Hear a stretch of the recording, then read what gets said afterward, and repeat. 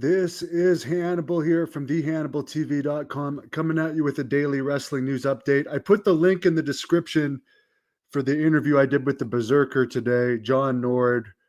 Great stories, over 2 hours long. Great guy. All the guys from Minnesota seem to be pretty good guys on average.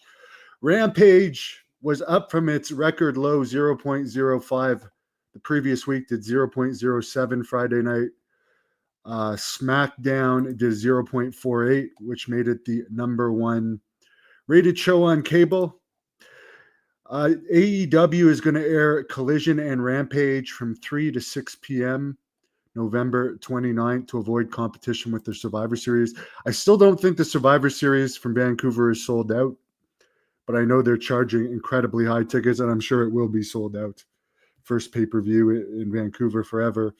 And of course, Elimination Chamber is going to be at the former Sky Dome coming up next year. Other than those two events, not much going on for Canada, for WWE or AEW. Raw is taping 2 episodes tonight.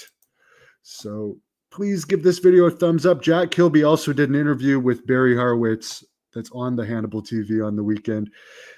The funniest part of that interview is how mad he is, and I think Johnny Garingo, for stealing his pat on the back thing. I haven't even seen it, but he seems very upset over that.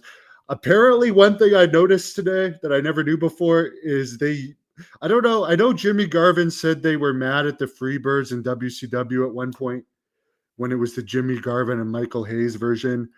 There was sometimes in the later days of the Freebirds in the early 90s in WCW, around the time Flair was allegedly the booker, where Horowitz was teaming with the Freebirds. That's one thing I learned, which Barry didn't say it, but I read a lot of the fan comments, and one of the fans commented it. And I went down a little rabbit hole of Barry Horowitz, the straightest guy ever in wrestling.